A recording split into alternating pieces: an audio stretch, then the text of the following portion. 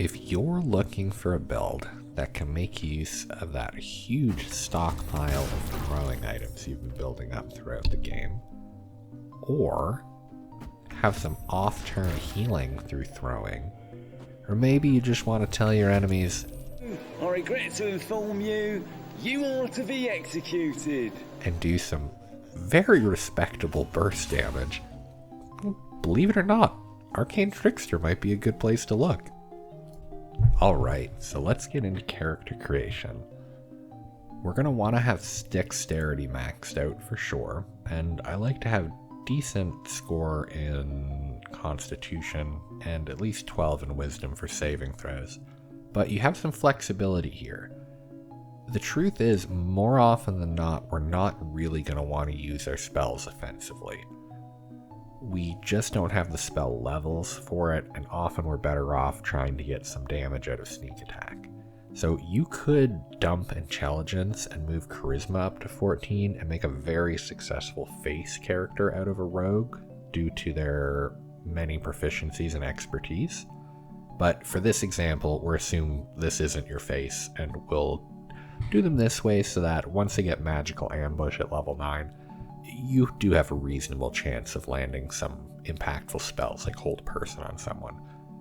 You could move this 10 in strength around, but I like to keep it from going below 10 just for carry weight.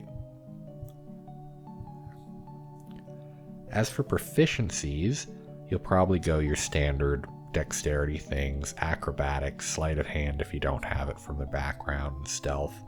If you are going for a face character, you do have access to persuasion and intimidation and deception. So some good options. Expertise, the standard ones that we'll probably do are stealth and sleight of hand. But if you're face, I might still go sleight of hand, but then put one into persuasion. Level 2, not too bad. We get our cunning action, so we can use a bonus action to hide, dash, or disengage. We'll mostly be trying to use this to hide and get advantage on our one attack roll. Though I should say, before I go into the rest of the build, going as a solo class rogue, we are going to be taking some less than optimal feats, and there is kind of a good argument for taking one level of fighter here, taking the archery fighting style, and then following through. But for the sake of this, we're going to go absolutely full rogue.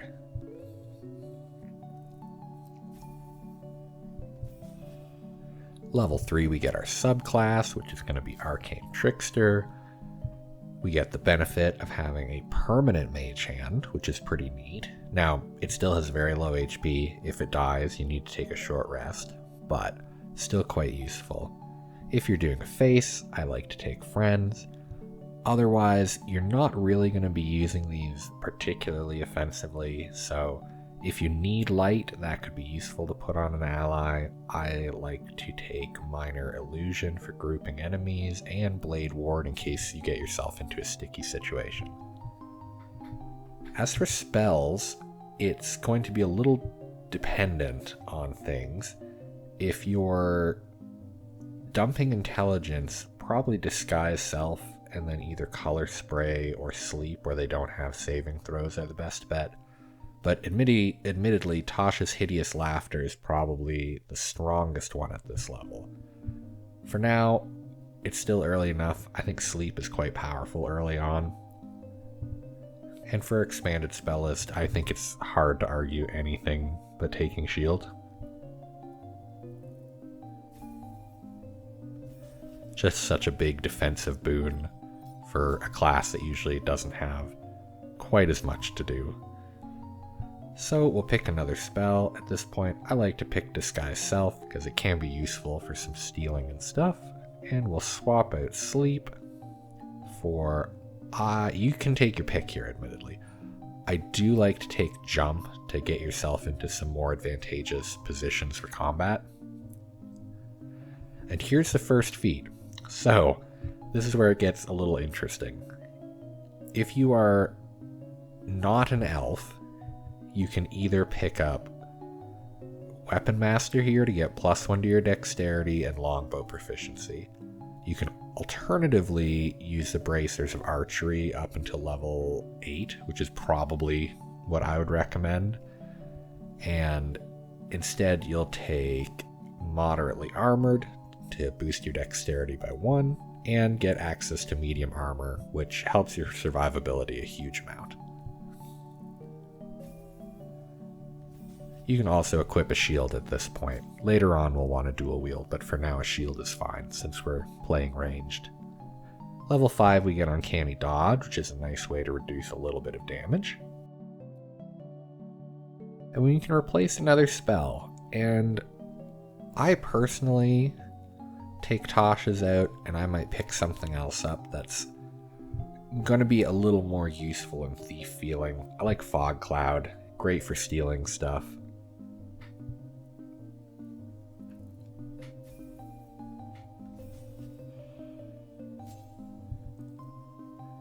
Level 6, nothing too much to think about, just some more expertise. I'll probably put it into Acrobatics to keep myself from getting shoved, and Perception for those checks out in the world. We can replace another spell, but I'm happy with these.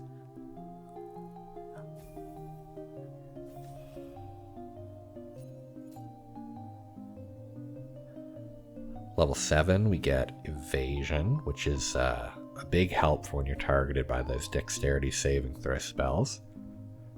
And we get second level spells. Now, if you have dumped intelligence, probably best to think about something like Mirror Image. It's nice defensively and it doesn't have concentration on it.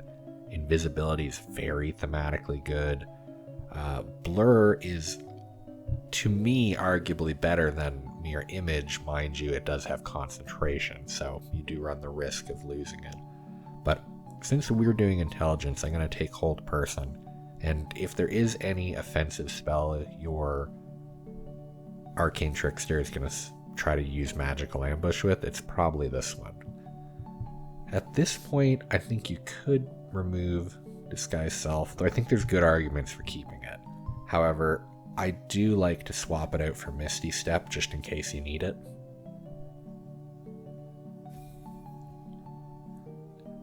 Level 8 will get our next feat.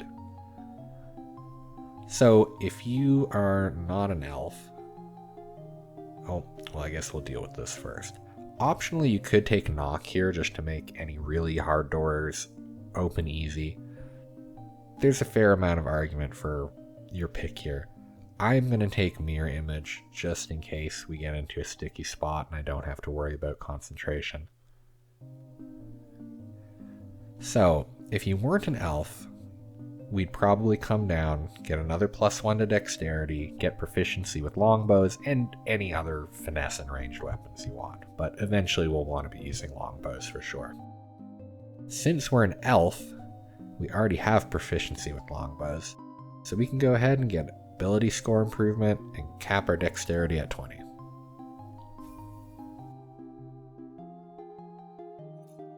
Level 9 comes around, and this is where Magical Ambush comes into play. So when you're hidden, your targets have disadvantage on saving throws against your spells. And this is kind of the first point where you might have a decent chance of actually getting a Hold Person off on somebody. I will say it's probably only going to be fairly comparable to a spellcaster. They probably have a bit of gear at this point that helps their spell save DC, but disadvantage is pretty good. As for spells, it's up to you if you want to swap anything out. There are good options, but I kind of like this lineup, and I think a lot of it feels thematic for an Arcane Trickster.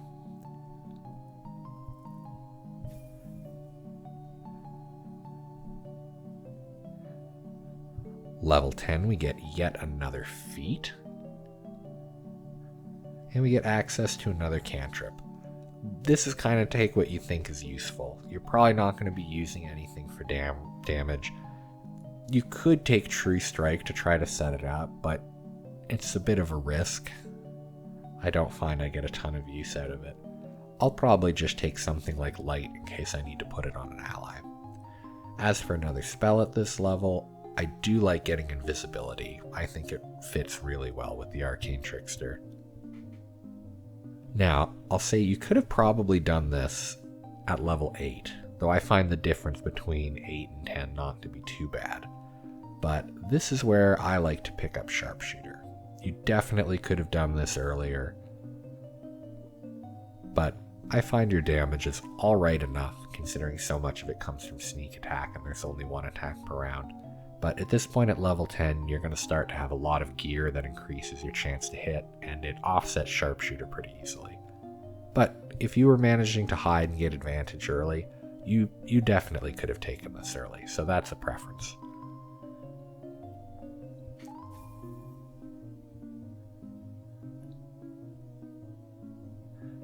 Level 11, we get the last real rogue feature, which is Reliable Talent. It is really nice. You end up having a very hard time failing most checks, but it is worth noting this only makes the lowest roll a 10. So for those really high rolls that are outside of this range, it is still just as hard to hit them, and getting something like advantage helps a lot. But it is great. I will say by the time you pick this up, there's still a lot of checks for lock picking if you're doing a face, persuasion, that you just are guaranteed to succeed on, and it is a pretty nice quality of life. We get one more spell here, and at this point, if you wanted to pick Disguise Self back up, you could do that. I'll pick up Blur.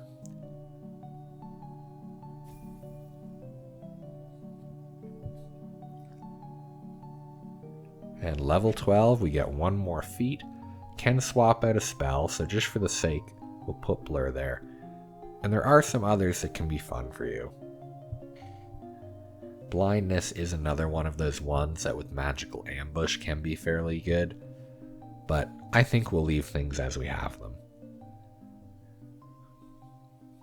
For a last feat, I find Lucky is both thematically great for a rogue and Arcane Trickster, and is also just incredibly strong. It really gives you a lot of defensive options. Alright, now we'll hop into some gameplay. So we've started off pretty dire, surprised, someone's downed, someone's asleep. First thing we're going to do, we're not in combat, we're going to drop a potion out in the world for our mage hand. So this is kind of a management intensive kind of thing, but if you drop an item on your turn, that mage hand can throw it every time. And I will say healing potions are the best way to go for this. You can do damaging options too, but you're going to want to make sure there are no enemy turns between you dropping the damaging item and your mage hand throwing it, and I'll show you an example of that in a little bit. But the main gimmick is just like that. You'll want to try to hide if you can. Try to be in some place with low lighting. Hop into your inventory, figure out what you're going to drop for the team. You will need to split up the items, which like I said, a decent bit of item micromanagement, but it does add a lot of utility. And I'd say particularly some of these early game fights where things can get pretty scary are probably the places where this shines the most. So we'll get out of line of sights, cunning action hide, as soon as I can find it. And then we'll try to take a sneak attack with advantage on somebody.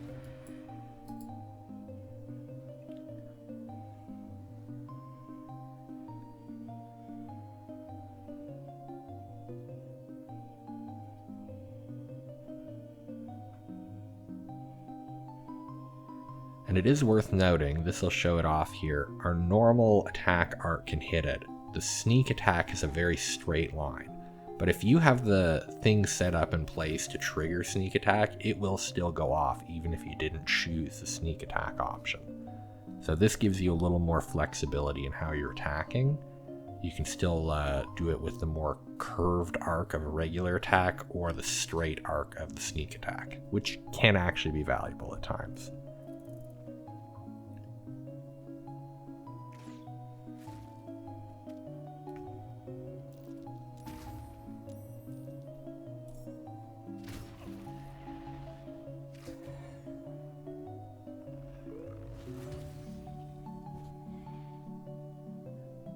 Hopping back to our friend the Mage Hand, we'll throw another potion.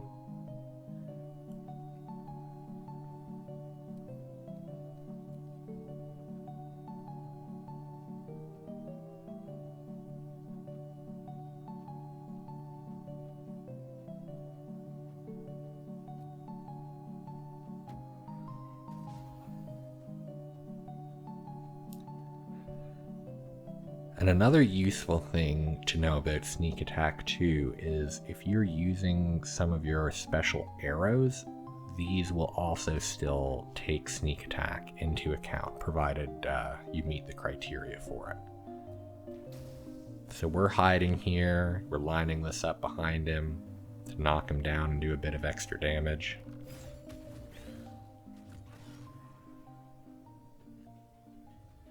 And when we check the combat log, you can see that we still have that. Although I don't think we did any extra damage from knocking him down, but you can make use of the special arrows and still trigger it. And here's our sad Mage Hand realizing we didn't put anything down to drop. Nothing to throw for this guy. That will happen sometimes too. Now, here is the example I was saying about being careful when placing down damaging throwables in the world if your Mage Hand can't throw them immediately. So we're going to put this down. We'll wait. And this guy beelines it.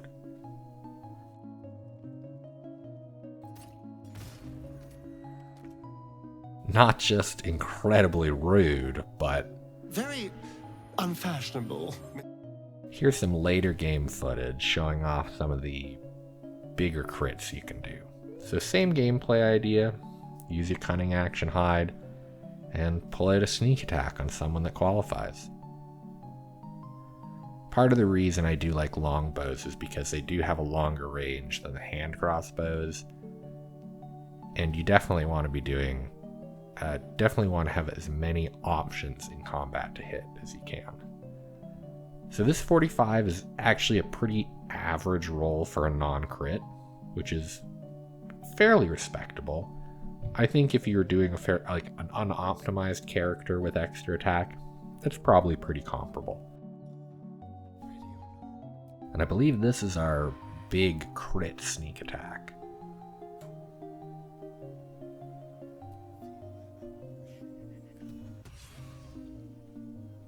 So when we check out the combat log for this one, there's a few things to look at, and the first off is we do have the vulnerability to piercing. So admittedly this would be a 77 otherwise, but 77 in a single attack is actually pretty good.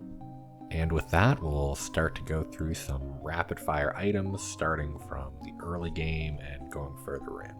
Gloves of Archery, proficiency in longbow, +2 damage. Titan string bow, you add your strength modifier, also +1. How we get that strength modifier, Club of Hill Giant Strength. Knife of the Undermountain King brings our crits to 19 and up. Deadshot, jump into Act 3, crits 18 and up, plus a 1d4 on attacks. Bloodthirst, crit again, 17 and up. Rhapsody is an alternative because it can give you +3 to hit. That might be more valuable at times. Drakethroat Glaive, you can put the enchantment on the bow for a +1. Shadeslayer Cloak, another crit. I think we're at 16 and up. Dark Justiciar Helmet, once again crit. I think 15 and up. Alternative, you can use Saravok's Horn Helm. And Elixir of Viciousness, bringing us to 14 and up critical strike chance, which, thank you BG3 Wiki. With advantage, that's just shy of 58% crit chance. Ballist's Armor, you want this on an ally so they can make things vulnerable to piercing. Killer's Sweetheart, this can give you 1 guaranteed crit, which can be big on you. Amulet of Branding, something you'd want on an ally, bonus action, give 1 attack vulnerability to piercing. Well, thank you very much for watching. If you have anything you'd like to see, let me know. Have a good one.